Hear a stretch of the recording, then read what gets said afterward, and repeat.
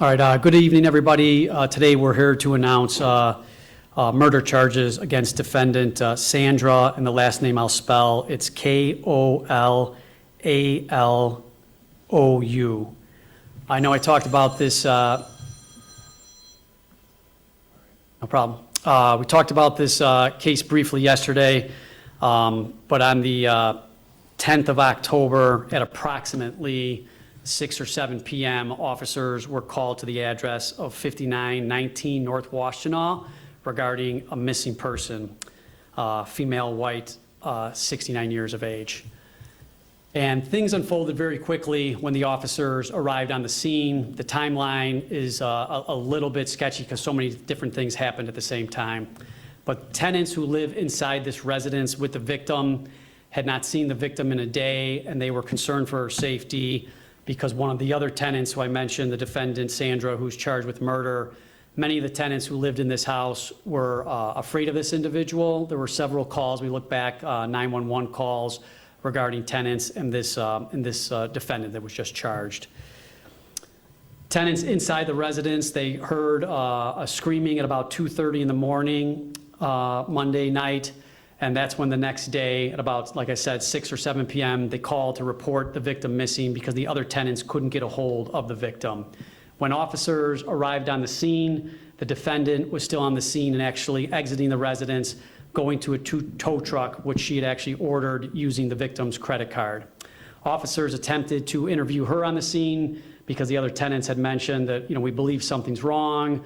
We can't locate the missing person, the person who actually owns the house, the victim.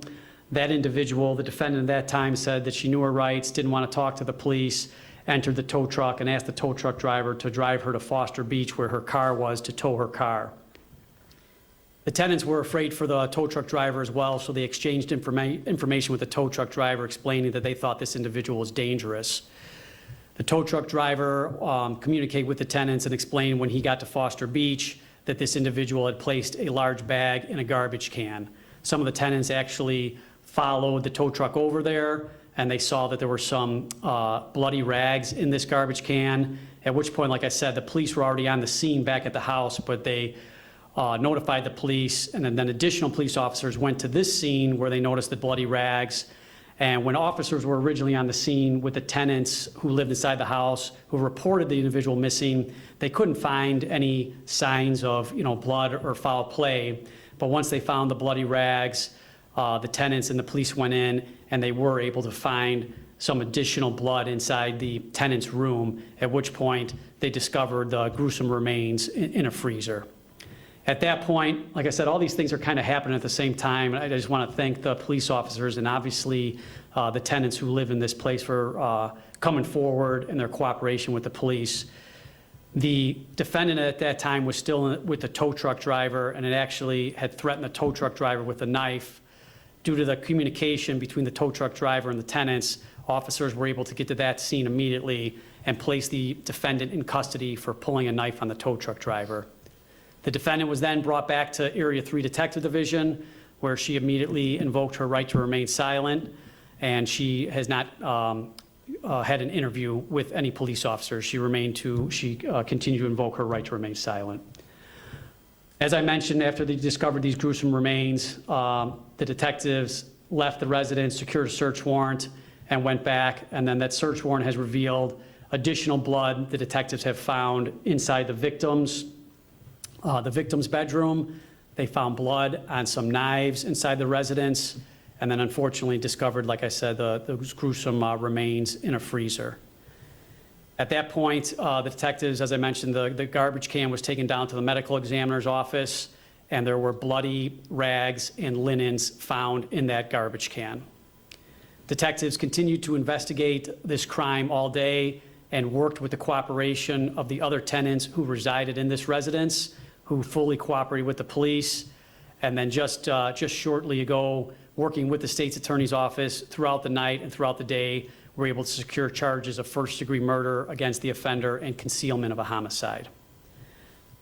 I could take some questions. I know that a lot unfolded at the same time, so I understand there might be some questions regarding the timeline, but I'll do my best to answer any questions you guys have. And real quick, once again, I just want to thank the detectives and the officers involved. The 20th District officers did a remarkable job trying to coordinate with the tenants in the house. And the detectives obviously have worked through the night the last 40 hours or so. So I want to thank everybody who cooperated in order to get this dangerous offender off the street. Jermont Terry with CBS 2.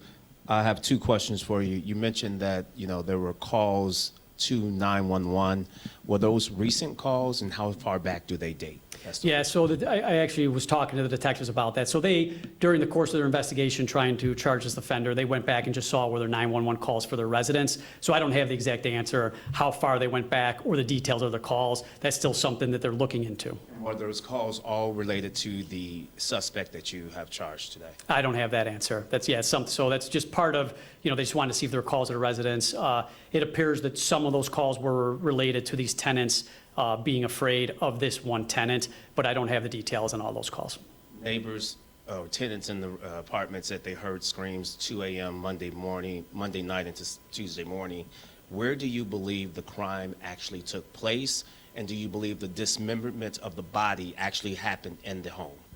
So we have to speculate a little bit here, which we obviously don't like to do, but based upon the totality of the evidence, the detectives believe the crime actually occurred in the victim's bedroom, and then they do believe that the dismemberment took place on the first floor of that residence. How?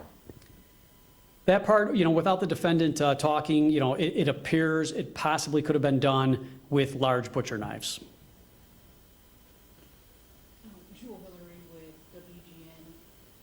Two questions for you as well. Also related to the 911 calls.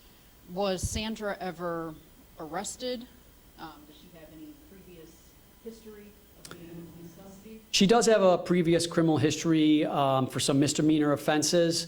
It doesn't appear, but like I said, we still have to go backwards on all these 911 calls to see if she was ever placed in custody for any of the calls that came through. So I don't have the answer to those specific calls, but she does have a criminal history for some misdemeanor offenses.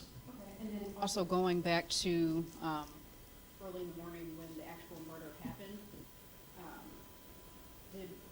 I'm just curious, how was she able to do this without other tenants seeing it, and no one else was able to find her body before police did in this freezer? So, and I don't want to get too detailed into this, but the way the residence was set up is there were a couple of apartments on the top floor, we'll call it the second floor, and then on the floor where the victim lived, that is the same floor that Sandra resided on as well.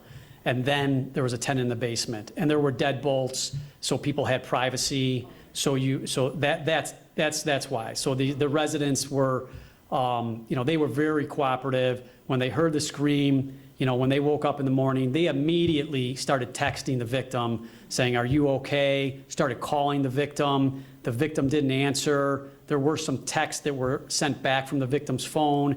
It appears from what we know now that the defendant was sending texts from the victim's phone and not answering it. But yeah, so these tenants, they heard a scream, they didn't know if something was wrong due to the fact that there had been arguments before with this defendant and other people in the residence.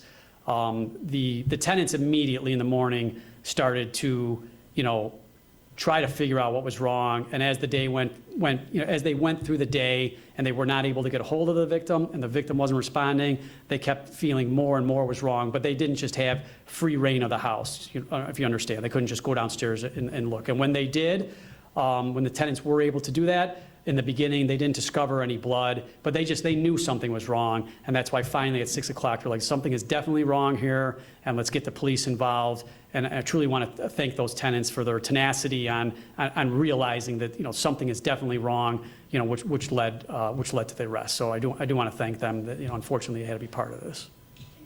Anthony Ponce with Fox 32. Just another couple questions for me. First, you mentioned these 911 calls in the past and that these tenants were afraid of the suspect here. Can you provide any insight into why they were afraid, and also any insight into a motive or a possible motive here, if this was an ongoing thing, just tension between these two, or possibly some sort of landlord-tenant issue? So for the possible motive, like obviously we mentioned, the defendant invoked her right to remain silent, but for the possible motive, kind of going backwards to the other tenants being a little bit afraid based upon some aggressiveness with this one defendant.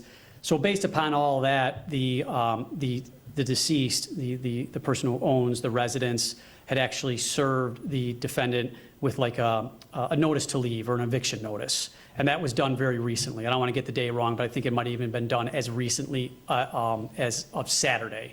So due to that service, that very well could possibly be which escalated this into the defendant becoming extremely angry and committing this horrific act. Can you give us the pronunciation of Sandra's last name? You spelled it in the I'll give you that offline because I don't know the exact pronunciation. So I will call the officers and get the exact one so I don't get it wrong on air here. All right, thank you. Yes.